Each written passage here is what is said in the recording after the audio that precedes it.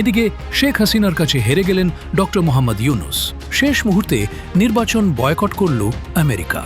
কপাল খুলে গেল শেখ হাসিনার। প্রথমে জাতিসংঘ এবং এখন যুক্তরাষ্ট্র দুই শক্তি পরিষ্কার ইঙ্গিত দিয়েছে যে তারা এই যে নির্বাচনী প্রক্রিয়াটা শুরু হয়েছে তাকে সম্পূর্ণভাবে তাদের ম্যান্ডেট বা স্বীকৃতি দিতে প্রস্তুত নয়। বিশ্ব মোড়লদের এই নীরব প্রত্যাখ্যান আগামী দিনে বাংলাদেশের রাজনীতিতে বিশেষ করে এই অবৈধ সরকারের নির্বাচনী ভূমিকাকে প্রশ্নবিদ্ধ করার মানে হচ্ছে শেষ পর্যন্ত হয়তো নির্বাচনটাই নাও হতে পারে। এটি কেবল একটি সাধারণ সংবাদ নয়, বরং ইউনূসের অবৈধ প্রশাসনের জন্য একটি থাপ্পড়, যা তাদের সাজানো নির্বাচনের বিশ্বাসযোগ্যতার কফিনে শেষ পেরে একটি ঢুকে দিয়েছে। আওয়ামী লীগের মতো একটি দলকে বাইরে রেখে যে নির্বাচন হবে সেই নির্বাচনকে অবাধ, সুষ্ঠু, নিরপেক্ষ নির্বাচন বলা যাবে না। আবার একটা আন্দোলন আসতে পারে, সেই আন্দোলনের মাঝখানে আবার এই সরকার টিকে থাকতে পারবে কিনা এটা নিয়েও আমার সন্দেহ আছে।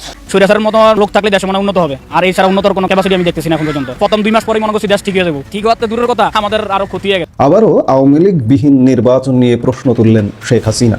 শেখ হাসিনা জাস্ট অডিওতে ভাষণ দিয়েছেন, তার প্রতিক্রিয়া এমন, তিনি যদি যেদিন প্রকাশ্যে গণমাধ্যমের সাথে কোনো টেলিভিশন চ্যানেলে বা কোনো সোশ্যাল মিডিয়াতেও যদি প্রকাশ্যে ক্যামেরার সামনে এসে সাক্ষাৎকার দেন তাহলে কি ঘটবে একবার চিন্তা করুন।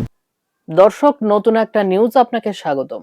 প্রিয় দর্শক, জাতীয় পার্টির চেয়ারম্যান জনাব জিএম কাদের বলেছেন আওয়ামী লীগের মতো এই দলকে নির্বাচনের বাইরে রেখে নির্বাচন করা হলে নির্বাচন সুষ্ঠু, অবাধ এবং নিরপেক্ষ হবে না। দর্শক, এই নির্বাচনের ফলে যদি সরকার গঠন করা হয় তাহলে আরো একটা আন্দোলন আসতে পারে। দর্শক, তিনি আরো বলছেন আওয়ামী লীগবিহীন নির্বাচনে গঠিত সেই সরকারটি নাও টিকতে পারে। দর্শক, জিএম কাদেরের কথার সাথে আপনি কি একমত পোষণ করবেন কিনা সে বিষয়টি এই ভিডিওর কমেন্টে জানিয়ে দিন। দর্শক, এছাড়াও ভিডিওর শুরুতেই যে গুরুত্বপূর্ণ ভিডিওর অংশগুলো দেখেছেন তার বিস্তারিত আলোচনা একটু পরেই দেখতে চলেছেন। তো দর্শক, আর দেরি না করে চলুন দেখে আসবো আজকে সেই কাঙ্ক্ষিত ভিডিওগুলো। তবে তার আগে বলবো, যারা এখনো চ্যানেলটি সাবস্ক্রাইব করেননি অবশ্যই চ্যানেলটি সাবস্ক্রাইব করে পাশে থাকা বেল আইকনটি ক্লিক করে দিন। আর যারা ইতিমধ্যেই চ্যানেলটি সাবস্ক্রাইব করে রেখেছেন তাদেরকে অসংখ্য ধন্যবাদ।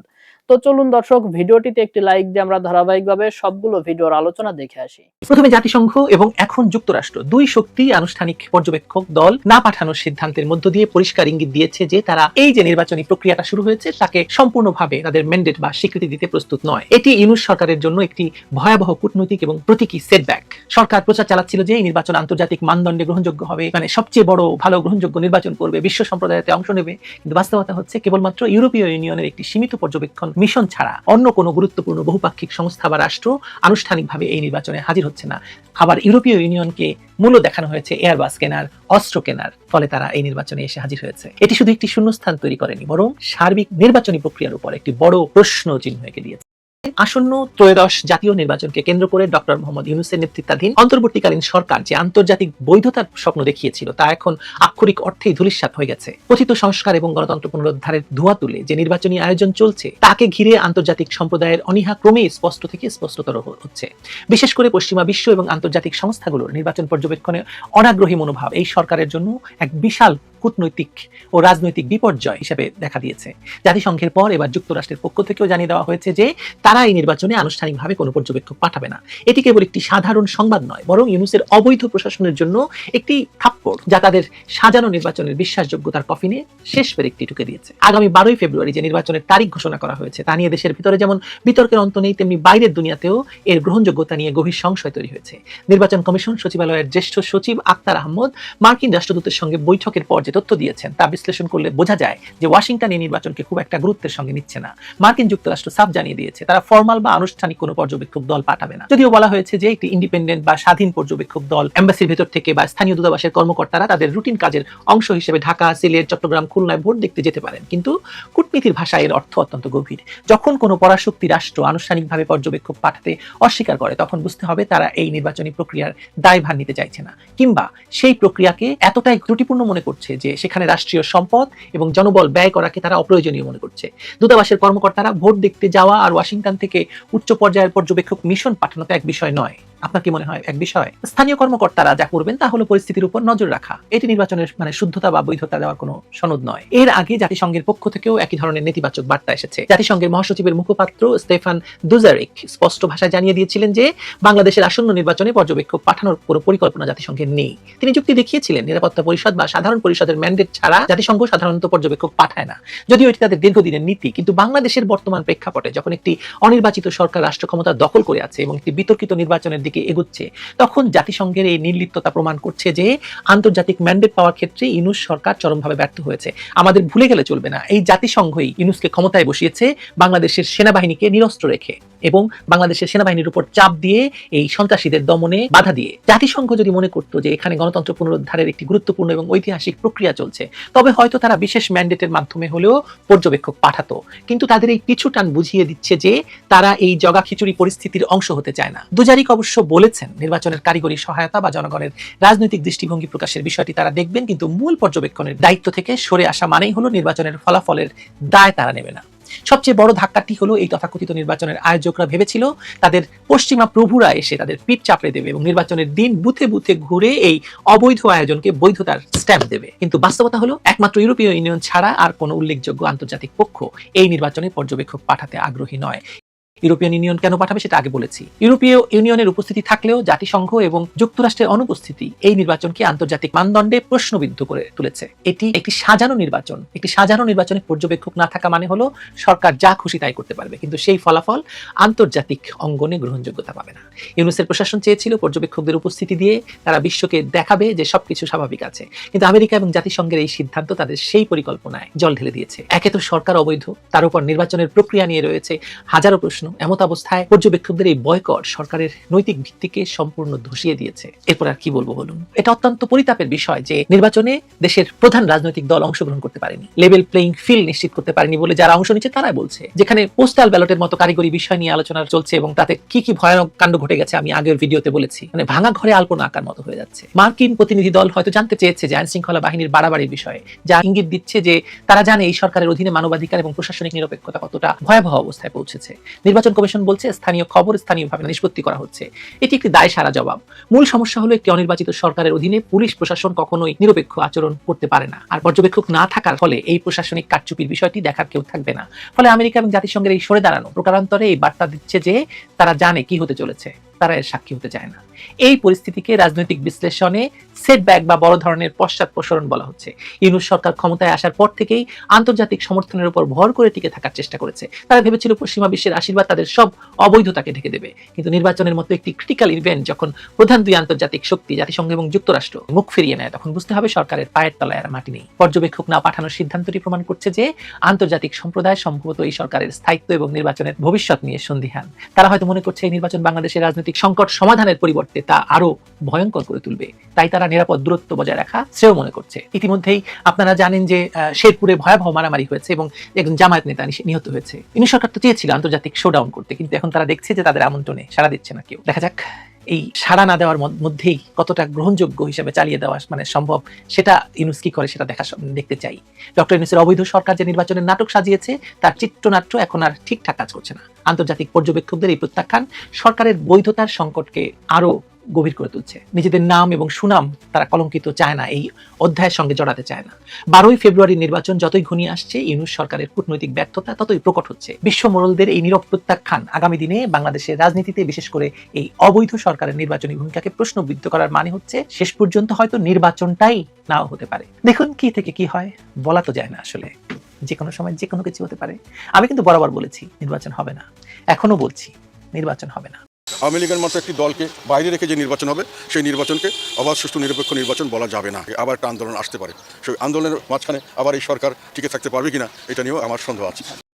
কেমন হবে সেটা আমি বলতে পারবো না এখন, তবে এটা ঠিক যে এটাকে একেবারে সংজ্ঞা, সুষ্ঠু নির্বাচনের সংজ্ঞায় আওয়ামী লীগের মতো একটি দলকে বাইরে রেখে যে নির্বাচন হবে সেই নির্বাচনকে অবাধ সুষ্ঠু নিরপেক্ষ নির্বাচন বলা যাবে না।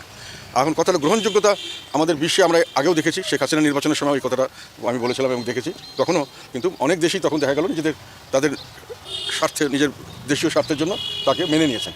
তারা যদিও বলেছে নির্বাচন ভালো হয় নাই, কিন্তু ব্যবসা বাণিজ্য সম্পর্ক সবই রেখেছেন। সেই জন্যই এখন যারা নির্বাচনে জয়ী হওয়ার জন্য আবার বেশি উদ্গ্রীব, তারা মনে করছেন যে নির্বাচন ভালো না হলেও আমরা হয়তো বিদেশিরা আমাদেরকে সমর্থন দিয়ে আমাদেরকে চালিয়ে নিতে পারে, এটা তাদের ধারণা বা তাদের আশা। তবে আমি বিশ্বাস করি, শেখ হাসিনার সময় আমি বলেছিলাম, এখনও বলছি, এই ধরনের নির্বাচন করে বেশি দিন সরকার টিকে থাকতে পারবে না। শেখ হাসিনার সময় তবুও কিছুটা হলেও অনেক জিনিসের অনেক ধরনের সুযোগ ছিল, তার সুবিধা ছিল, সারা বিশ্বে বিভিন্নভাবে তারা একটা ভালো একটা অবস্থান তৈরি করেছিলেন উনি নিজের স্বার্থে দেশে। এখন কিন্তু অবস্থা, অর্থনৈতিক অবস্থা অত্যন্ত খারাপ, দেশে আইন শৃঙ্খলার অবস্থা অত্যন্ত খারাপ, বেকার সমস্যা চরম থেকে চরমের দিকে যাচ্ছে, প্রতিদিন ভুকা মানুষের সংখ্যা বাড়ছে। কাজেই এই পরিস্থিতিতে অশান্ত অবস্থায় যদি কোনো রকম বিক্ষোভের ডাক দেয় কোনো দল, বড় ধরনের কোনো দল, এটা কিন্তু যে কোনো সময় আবার একটা সেটাকে আবার একটা আন্দোলন আসতে পারে। সেই আন্দোলনের মাঝখানে আবার এই সরকার টিকে থাকতে পারবে কিনা, এটা নিয়েও আমার সন্দেহ আছে। আমি সম্ভাবনা ভালো দেখছি। আমি যেখানেই যাচ্ছি, যেভাবেই যাচ্ছি, মানুষে আমাকে স্বতঃস্ফূর্ত সমর্থন দিচ্ছে, আগের চেয়ে সমর্থন ভালো পাচ্ছে। আমরা আগেও এই আসনে যতবারই নির্বাচন করেছি, আমাদের সঙ্গে ঠিকমতো কেউ প্রতিযোগিতায় আসতে পারেনি। তো এবারও আমি আশা করছি যে এর চেয়েও ভালো করতে পারি, যেহেতু এবার আমাদের রাজনীতিটা ঠিক স্থানীয় পর্যায়ে আমাদের আত্মীয় স্বজনের জন্য আমাকে ভোট দেবে সেটা নয়, বন্ধুবান্ধব হিসাবে এখানে একটা রাজনীতি আমরা দিয়েছি যেটা স্বচ্ছ। এবং এই মুহূর্তে এই রাজনীতিটা জনগণের, বিশেষ করে সিংহভাগ জনগণ যারা নির্যাতিত, নিপীড়িত, দুঃশাসনের আছে, বিভিন্নভাবে জর্জরিত, যারা ন্যায় বিচার পাচ্ছে না, সেই সমস্ত মানুষের কাছে আমাদের রাজনীতিটা পছন্দ হচ্ছে। কাজে আমি মনে করি অন্যবারের তুলনায় আরও বেশি সমর্থন আমরা লাভ করব। এই নির্বাচন খারাপ নির্বাচন হচ্ছে, এই নির্বাচন খারাপ হবে কোনো সন্দেহ নেই। বড় একটি দল বাদ হয়েছে, এটাই তো বড় কথা। তারপরে আমাদের উপরে সমান লেভেল প্লেইং ফিল্ড হচ্ছে না, এটা বড় কথা। প্রতিদিন সংঘর্ষ হচ্ছে, মানুষ হত্যা করা হচ্ছে, মানুষ মারা যাচ্ছে, এবং সেটা নিয়ে আবার সংঘর্ষ হচ্ছে, এটা খারাপ কথা। কাজে ইতিহাসের সবচেয়ে ভালো কী দেখে আমি বলবো, সেটা আমি এখন পরিষ্কার নই, কারণ ইতিহাসের অনেক নির্বাচন, আরও ভালো নির্বাচন দেখেছি। 1991 সালের নির্বাচন মোটামুটি ভালো হয়েছে, 1996 সালের নির্বাচন ভালো হয়েছে, আবার 15 ফেব্রুয়ারি একটা হয়েছিল, সেটা আবার হয়নি, আবার 1996 সালের জুলাই মাস একটা হয়েছে, সেটা ভালো হয়েছে। 2001 সালের নির্বাচন ভালো হয়েছে, 2008 সালের নির্বাচন ভালো হয়েছে। নির্বাচন ভালো হয়নি 2014 সালে, 2018 সালে, 2024 সালে, সেগুলো। কাজে উনি যদি কম্পেয়ার করতে চান, এখন ওর চেয়েও খারাপ নির্বাচনের দিকে যাচ্ছি বলে আমার আশঙ্কা। তখন আজকে আবার শেখ হাসিনা উঠে এসেছেন আন্তর্জাতিক গণমাধ্যমে। বিশ্বের অন্যতম প্রভাবশালী সংবাদ মাধ্যম এপিতে আবারও সাক্ষাৎকার দিয়েছেন শেখ হাসিনা। এ নিয়ে দ্বিতীয়বারের মতো এই ঘটনা ঘটল। এপি শেখ হাসিনার সাক্ষাৎকার প্রকাশ করেছে নির্বাচনের ঠিক প্রাককালে, এবং নির্বাচন নিয়ে কথা বলেছে তারা শেখ হাসিনার সঙ্গে। নির্বাচন নিয়ে তার ভাবনা, নির্বাচন নিয়ে আওয়ামী লীগের কর্মকাণ্ড, যখন বাংলাদেশ সরকার আওয়ামী লীগের কর্মকাণ্ড নিয়ে উদ্বেগ প্রকাশ করছে, এবং নির্বাচনের দিন কিংবা তার আগে যে কোনো ধরনের সহিংসতা হলে তার দায় আওয়ামী লীগকে নিতে হবে, এরকম কথা বলছে। কারণ কয়েকদিন আগে 23 জানুয়ারি আমরা দেখেছি দিল্লিতে সংবাদ সম্মেলনে অডিও বার্তায় শেখ হাসিনা বলেছিলেন যে এই নির্বাচন প্রতিহত করা, নির্বাচনের সেই প্রতিহত করার ডাক, তারও আগে রয়টার্সকে দেয়া সজীব ওয়াজেদ জয়ের সাক্ষাৎকারে নির্বাচন প্রতিহত করার যে কথাগুলো আমরা শুনেছিলাম, সেই প্রেক্ষাপটেই সরকার ঘোষণা দিয়েছিল নির্বাচন কেন্দ্রিক যে কোনো সহিংসতা হলে তার দায় আওয়ামী লীগকে নিতে হবে। এই ঘোষণার পরে গতকালকেই আমরা দেখেছি শেরপুরের ঝিনাইগাতীতে বিএনপি এবং জামাতের সংঘর্ষ, এবং সেখানে একজন নিহত হওয়ার এবং অনেকেই আহত হয়ে হাসপাতালে ভর্তি হওয়ার ঘটনা দেখেছি, যেখানে আওয়ামী লীগের কোনো সংশ্লিষ্টতা নাই। যখন আওয়ামী লীগকে নিয়ে অনেক বেশি চিন্তিত সরকার, তখন বিএনপি, জামাত, এনসিপির সাংঘর্ষিক পরিস্থিতিগুলো দেশ জুড়ে আমরা দেখতে পাচ্ছি। সেরকম একটা প্রেক্ষাপটে এপি শেখ হাসিনার সাক্ষাৎকার প্রকাশ করলো, এবং এপিকে উদ্ধৃত করে বিশ্বের অন্যতম প্রভাবশালী গণমাধ্যম আল জাজিরা, ইন্ডিয়ান এক্সপ্রেস, তারাও এই খবরটা, শেখ হাসিনাকে নিয়ে এই প্রতিবেদনটা প্রকাশ করলো। কি বললেন আবার নতুন করে তিনি? নতুন কোনো উস্কানির কথা বললেন কিনা? বাংলাদেশে তার এই কথার প্রেক্ষিতে কোনো অরাজক পরিস্থিতি তৈরি হবে কিনা? চলুন একটু জেনে দেখি। এপির সাক্ষাৎকারে এপি যেটা লিড করেছে সেটা দেখে নিতে পারেন। সেখানে তারা বলছে, বাংলাদেশের ousted leader Hasina denounces the upcoming election from her exile in India. অর্থাৎ বাংলাদেশের নির্বাচিত প্রধানমন্ত্রী শেখ হাসিনা ভারতে তার নির্বাসন থেকে আসন্ন নির্বাচনের নিন্দা করছেন, নির্বাচনের নিন্দা জানিয়েছেন। ঠিক একই রকমের শিরোনাম দিয়ে আল জাজিরা তাদের শিরোনাম করেছে, আলাদা একটা ছবি দিয়ে, সেই শিরোনামটা দেখে নিতে পারেন। সেখানে তারা বলছে, exiled leader Hasina denounces upcoming Bangladesh election after party ban. এই কথা তারা যখন বলছে, তখন আমরা দেখছি ইন্ডিয়ান এক্সপ্রেসের শিরোনামটা দেখে নিন। ইন্ডিয়ান এক্সপ্রেস বলছে, বাংলাদেশের ousted leader Hasina denounces the upcoming election from her exile in India. অর্থাৎ একই ধরনের শিরোনাম করে বিশ্বের বিভিন্ন গণমাধ্যম, প্রভাবশালী গণমাধ্যম এই খবরটা করছে। বিশেষ করে এপির মতো সংবাদ সংস্থা যখন এই ধরনের রিপোর্ট করে, তখন সেই রিপোর্টের গুরুত্ব বিবেচনা করা যেতেই পারে। কি বললেন তিনি সেখানে? সেখানে বলা হচ্ছে, ভারতে নির্বাসিত জীবন থেকে বাংলাদেশের ক্ষমতাচ্যুত নেত্রী শেখ হাসিনা তার দলকে নির্বাচনে অংশগ্রহণ থেকে নিষিদ্ধ করার পর দেশে আসন্ন নির্বাচনের তীব্র সমালোচনা করেছেন, যা আগামী মাসে অনুষ্ঠিতব্য গুরুত্বপূর্ণ নির্বাচনের আগে উত্তেজনা আরও বাড়িয়ে তুলতে পারে। অর্থাৎ শেখ হাসিনা যে ভাষায় কথা বলেছেন, তাতে করে উত্তেজনা বাড়তে পারে পারে এবং সরকারের নতুন করে চিন্তার ভাঁজ তৈরি হতে পারে কপালে। 2024 সালে ছাত্র বিদ্রোহের বিরুদ্ধে দমনপীড়নের জন্য মৃত্যুদণ্ডপ্রাপ্ত হাসিনা যা শত শত মানুষকে হত্যা করে এবং তার 15 বছরের শাসনের পতনের দিকে পরিচালনা করে, গত সপ্তাহে অ্যাসোসিয়েটেড প্রেসকে দেওয়া এক ইমেলে সাক্ষাৎকারে বলেছিলেন যে অন্তর্ভুক্তিমূলক, অবাধ ও সুষ্ঠু নির্বাচন ছাড়া বাংলাদেশ দীর্ঘস্থায়ী অস্থিতিশীলতার মুখোমুখি হবে। তিনি আরও দাবি করেন যে নোবেল শান্তি পুরস্কার বিজয়ী মোহাম্মদ ইউনূসের নেতৃত্বাধীন বাংলাদেশের অন্তর্বর্তী সরকার ইচ্ছাকৃতভাবে তার দল প্রাক্তন ক্ষমতাসীন আওয়ামী লীগ কে নির্বাচন থেকে বাদ দিয়ে লক্ষ লক্ষ সমর্থককে ভোটাধিকার থেকে বঞ্চিত করেছে। প্রতিবার যখনই জনসংখ্যার একটি উল্লেখযোগ্য অংশের রাজনৈতিক অংশগ্রহণ অস্বীকার করা হয় তখন এটি ক্ষোভকে আরও গভীর করে, প্রতিষ্ঠানগুলোকে অবৈধ করে এবং ভবিষ্যতের অস্থিতিশীলতার পরিস্থিতি তৈরি করে, তিনি এমনটাই লিখেছেন। এই প্রতিবারই যখন বলা হয় তখন সেই ব্যাপারটা তার দিকেও অভিযোগের তীর যায়, কারণ তার শাসনামলেও আমরা দেখেছি একপাক্ষিক নির্বাচন হওয়ার দৃশ্য।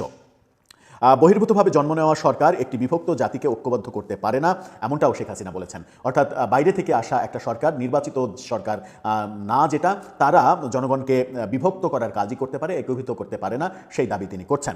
গণভোটকে ঘিরে নিরাপত্তা এবং অনিশ্চয়তা নিয়েও উদ্বেগ রয়েছে, যা সংবিধানে বড় ধরনের পরিবর্তন আনতে পারে। অর্থাৎ এপি বলছে গণভোটের ব্যাপারে একটা বড় উদ্বেগ বাংলাদেশের রয়েছে, সেই উদ্বেগটা সংঘাতের দিকে, সংঘর্ষের দিকে যায় কিনা সেটাই এখন দেখার বিষয়।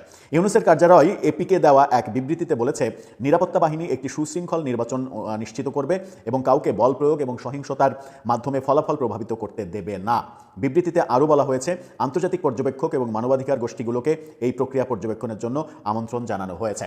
এই আমন্ত্রণ জানানো হয়েছে এই কথা যখন ইউনূসের অফিস থেকে এপিকে বলা হয়েছে, তখনই আমরা দেখছি অ্যামনেস্টি ইন্টারন্যাশনালের মহাসচিব প্রফেসর ইউনূসের সরকারের কাছে খোলা চিঠি লিখে বাংলাদেশে বর্তমানে মানবাধিকার লঙ্ঘনের ঘটনা ঘটছে, অতীতের ধারাবাহিকতায় একই অবস্থা হয়েছে, বরং কখনো কখনো কিছু কিছু ক্ষেত্রে বেড়েছে, সাংবাদিক নির্যাতনের হার বেড়েছে, এই ব্যাপারগুলো তারা বলছে এবং ভোটের সময় ভোটকে কেন্দ্র করে এই মানবাধিকার লঙ্ঘনের ঘটনা যেন না হয় সেই তাগিদ দিয়েছে অ্যামনেস্টি ইন্টারন্যাশনাল।